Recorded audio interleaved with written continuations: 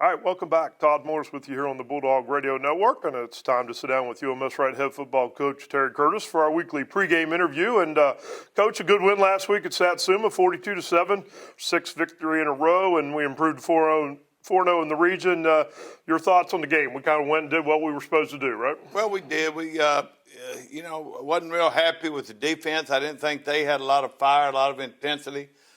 We couldn't get off the field. They kept the ball from us a good bit, and sometimes you run into teams, Todd, and if you notice, they were running the clock down to 1 second, and it just kind of makes for a slow game, and then you kind of get relaxed. But I thought the offense did what they had to do. We were able to throw the ball well, and some different guys made some plays, and Cole was Cole, and it was a win. And we've got to have a little bit more fire at the start of the game, and Jay and them have really worked on it hard this week. You talked about the offense.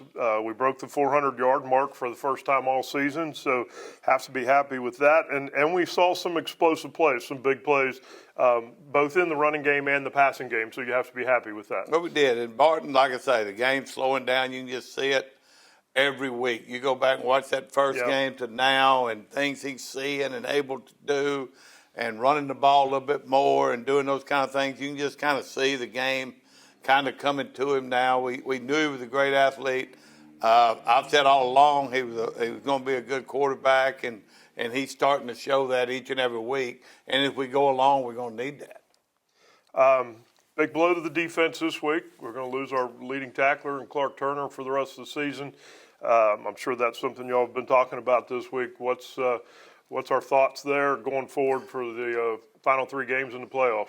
Well, we're already kind of short-handed at linebacker as far as guys who we think are ready to play. But we had one that was backing up that we thought could play tight end, and Thomas Hall's done a great job at tight end when we played with one. So we'll move him back over there now. He probably got the most experience, and so he'll move back in there. We've hopefully Hayden Nagy is going to kind of get a better feel for it, and then we can move Jeff Holston back to Rover, and James Lee's got to play better at the other outside linebacker, and our front's got to play more. And I think we're going to start slanting a little bit more and doing some things like that, like we've done in the past to help us out. We're not doing real well in the 4-man front. And playing off of people. We're just not big enough and so forth to do that. So those are some of the things that we're going to make. But the big one's going to be Thomas Hall moving to back to linebacker. And you see that, I guess it becomes a little more pronounced in a 4A situation that, I say we're a 5A school, but 4A really. But numbers come into play when you have an injury like Clark Turner, because more than one position ends up being affected. Well, I think they said he's on 3 special teams. He's, like you said, our leading tackler. He's our fullback in our big package. And also in certain games he plays a little bit more fullback because he's got a little bit more experience. So, you're talking about a 2-year starter. And that's kind of what 5A does, Todd. The guys are bigger. You're going to have more injuries.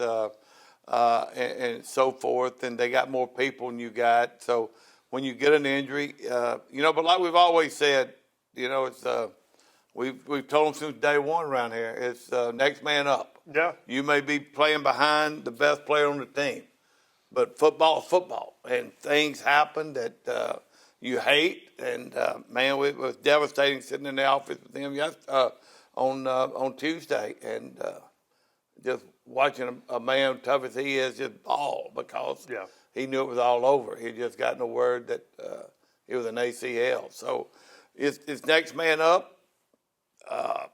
Somebody at UMS-Wright has always stepped up, and they're going to have to do it again. That's kind of what we're all about. Yep.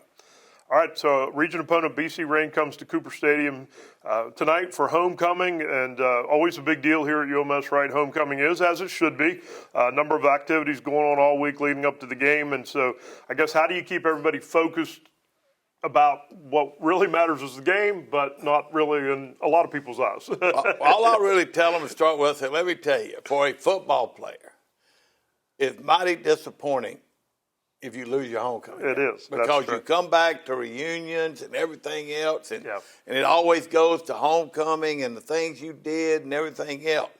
Luckily, this never happened around here. But, Dr. Havard told me when I first took this job, he said, now watch out. Homecoming is something else. And you don't really want to fool with it, so you got to watch it, and it is. I mean, it's a big deal. It's a big deal to our fans. It's a big deal to our alumni. It's a big deal to our kids. So, therefore, it's a big deal to all of us. So, you just try to prepare. We had a good practices this week, and hopefully it's going to carry over tonight because of the kind of kids we have. But, it's a lot of fun. We do a lot of activities, and, it's a lot of coaches hate homecoming, and I've kind of always embraced homecoming. Yeah. I want the kids to enjoy it. I let them dress up and do the whole deal and go through everything they need to, and then hopefully about 2 or 3 o'clock they'll get ready to play a football game. Yeah, there you go. Hard to believe we only have 3 regular season games left, but we've got BC Rain here tonight, Alberta on the road next week, and then we're going to have what's probably going to be an undefeated Helena team coming to Mobile here week 10. What do you want to see from the team as we go over these last 3 games and get ready for the playoffs?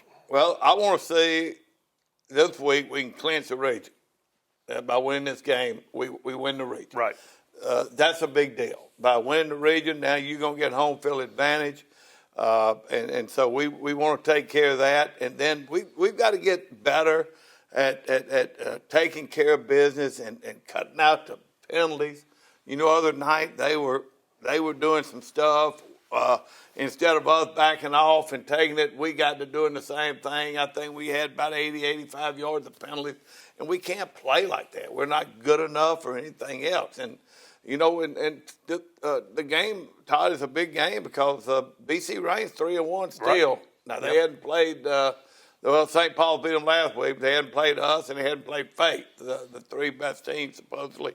But, so it is a big game. And, we just got to handle it that way and get ready. And then Helena will take care of itself when we get to that one. It'll be like a playoff game, and we'll treat it that way, that we get one practice game for the playoffs.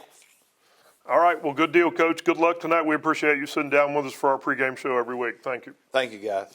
All right. The 6-1 UMS-Wright Bulldogs return home to Cooper Stadium tonight and face the BC Rain Red Raiders for homecoming.